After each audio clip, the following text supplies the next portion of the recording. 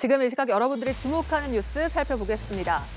수원 냉장고 영아 시신 사건을 수사하는 경찰이 친모의 혐의를 영아 살해죄에서 살인죄로 변경해 수사하기로 했습니다. 또 친부의 신분을 참고인에서 피의자로 전환했습니다. 살인 방조 혐의로 입건한 건데요. 단순 참고인 조사로는 사건의 실체를 밝히는 데 한계가 있다고 경찰은 판단했습니다. 보도에 강창구 기자입니다.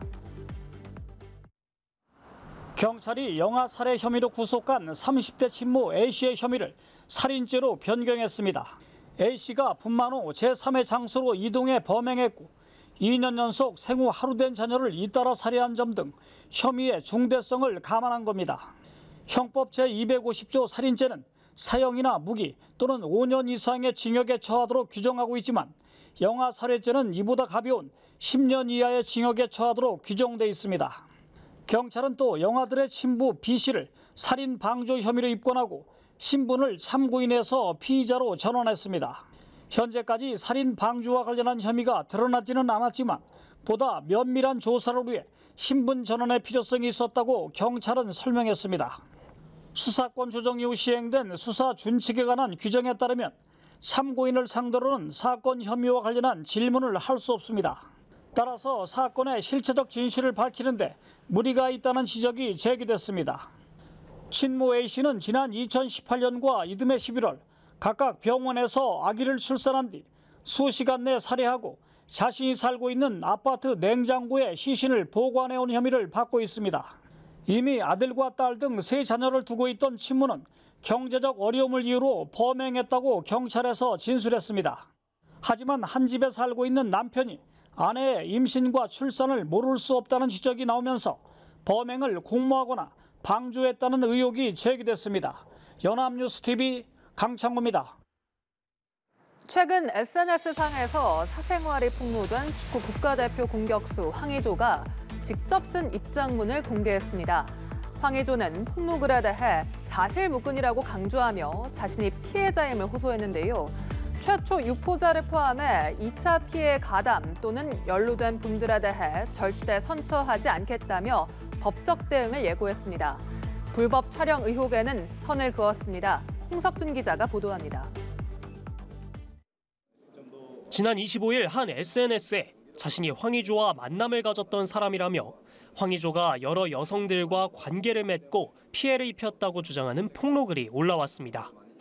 황의조와 여성들이 같이 찍힌 사진과 영상도 함께 공유돼 온라인상에서 빠르게 퍼졌고 심지어 영상 사고 팔기까지 이뤄졌습니다. 황의조 측은 명예훼손과 협박, 강요 등의 혐의로 유포자를 고소하며 법적 대응에 나선 데 이어 황의조의 자필 입장문을 공개했습니다. 황의조는 불미스러운 소식으로 심력 끼쳐드린 점을 사과드린다면서도 불법적인 행동을 한 사실이 없다며 여성들을 몰래 촬영한 것 아니냐는 의혹에 선을 그었습니다. 또 최초 작성된 글 역시 사실무근으로 유포자는 사생활 영상을 불법적으로 얻어 저를 협박한 범죄자라고 밝혔습니다. 작년 11월 그리스에서 뛰던 황의조는 당시 휴대전화를 도난당했는데 지난달 초부터 유포하겠다는 내용의 협박 메시지를 받았다고 주장했습니다.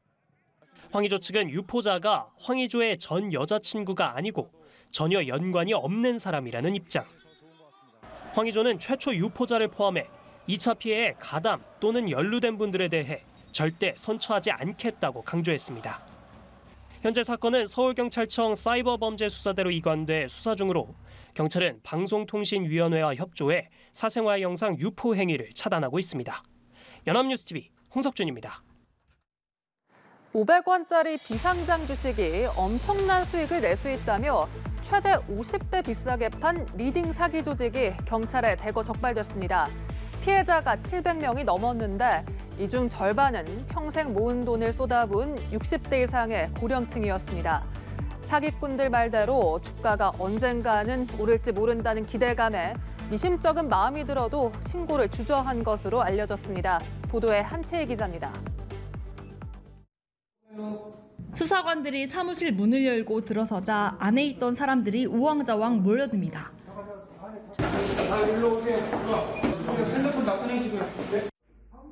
가짜 투자자문 업체에서 회원제 주식 리딩방을 운영하며 사기 행각을 벌여온 일당이 붙잡혔습니다. 이들은 지난 2021년 8월부터 비상장 주식이 곧 상장되면 3배에서 6배 이상의 이익을 얻을 수 있다며 사기를 친 혐의를 받고 있습니다.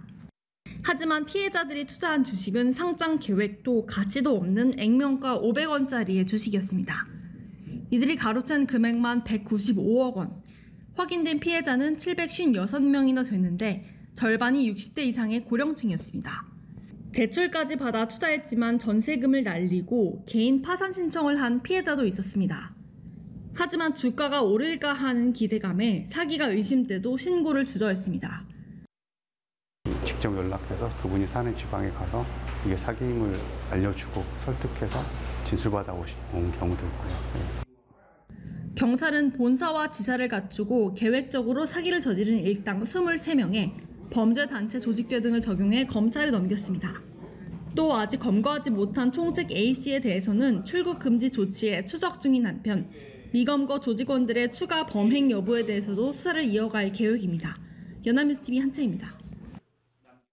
라면을 시작으로 제빵, 제과업체들도 줄줄이 가격 인하에 동참하고 있습니다. 하락한 국제 밀값을 반영하란 정부와 소비자 단체의 압박이 통한 건데요. 하지만 정작 제조업체들의 밀가루를 공급하는 국내 제분업계는 요지부동입니다. 전문가들은 제분업계가 실제 납품가를 내리지 않으면 불붙은 가격 인하 움직임에 찬물을 끼얹는 격이라고 지적했습니다. 서영석 기자입니다. 신라면 50원 인하로 시작된 이번 가격 인하 움직임. 농심은 제분업체에서 공급받는 밀가루 가격이 7월부터 5% 인하될 예정인 것을 이유로 들었습니다. 그런데 제분회사는 펄쩍 뜁니다. 농심의 납품량이 많아진 점을 고려해 현금 지원을 늘린 것일 뿐 밀가루 값을 내린 게 아니란 겁니다. 이 계약도 여러 달 전에 이미 결정된 것이라고도 덧붙였습니다. 결국 국내 밀가루 값은 요지부동인 상태에서 라면과 빵, 과자 등 가공제품 제조사들이 등 떠밀리듯 가격 인하를 발표했다는 이야기입니다. 전문가들은 제분업계가 실제 납품가를 내리지 않으면 모처럼 불붙은 가격 인하 움직임에 찬물을 끼얹는 격이라고 지적합니다. 원재료가 내려도 가격에 지금 반영되지 않는 부분들이 좀 문제인데 국제 밀값이 이제 인하가 된다고 하면 제분업계가 그런 밀가루 가격을 좀 인하를 해서 어쨌든 소비자 물가 안정에 좀 기여하는 부분들이 좀 필요할 것으로 보입니다. 관세청에 따르면 밀 수입 가격은 지난해 9월 톤당 평균 496달러까지 치솟았다가 지난달 416달러까지 15% 넘게 떨어졌습니다. 농림축산식품부는 밀의 거래 가격이 떨어진 만큼 7월부터는 시중 밀가루도 가격 인하가 이뤄질 것으로 기대했지만 국내 제분업계는 지난 26일 정부와 가격 안정화 간담회에서도 합의된 것은 아무것도 없다며 검토 중이란 말을 되풀이했습니다. 연합뉴스TV 서영석입니다. 자신에게 비수를 들이댄 용병그룹 수장 프리고진에 대한 블라디미르 푸틴 러시아 대통령의 분노가 좀처럼 가라앉지 않고 있는 것으로 보입니다. 프리고진을 상대로 사실상 자산 몰수, 부패 혐의 조사에 착수했다는 관측이 나옵니다. 이번 무장 반란에 러시아군 거물급 인사가 연루됐을 수 있다는 보도도 나왔습니다. 자세한 내용 이준삼 기자입니다. 무장 반란 사태는 표면적으로는 프리고진과 용병들이 벨라루스로 떠나는 것으로 일단락됐습니다. 크렘린궁은 프리고진에 대한 형사 입건을 취소했고 용병들에 대해서도 기소하지 않기로 했습니다. 하지만 사태 초기 등에 칼을 꽂았다며 배신감을 숨기지 않았던 푸틴 대통령의 가혹한 대응은 이제부터란 관측이 나오고 있습니다. Содержание всей группы Вагнер полностью обеспечилось государством. Государство заплатило компании Вагнер 86. 프리고진 소유 기업인 콩코드의 횡령 여부도 조사 대상입니다. 미국 싱크탱크인 전쟁연구소는 푸틴 대통령이 프리고진을 부패한 거짓말쟁이로 몰아 바그너 그룹과 러시아 내에서 그의 평판을 떨어뜨려 하고 있다고 분석했습니다. 이번 무장 반란에 러시아군의 거물급 인사가 연루됐을 수 있다는 관측도 나오고 있습니다. 미국 뉴욕타임즈는 러시아군 통합부사령관이자 항공우주군 총사령관인 세르게이 수로비킨 대장이 반란 계획을 미리 알았으며 실행을 도왔을 가능성이 있다고 보도했습니다. 러시아군 내 강경파를 대표하는 그는 무자비함 등으로 인류 최고의 전쟁을 일컫는 아마겟돈 장군이란 별명도 지니고 있습니다. 시리아 내전 때 프리고진과 함께 일한 적이 있는 수로비키는 지난해 10월 우크라이나전 통합사령관을 맡았다가 올해 1월 사실상 강등됐습니다. 연합뉴스 이준삼입니다.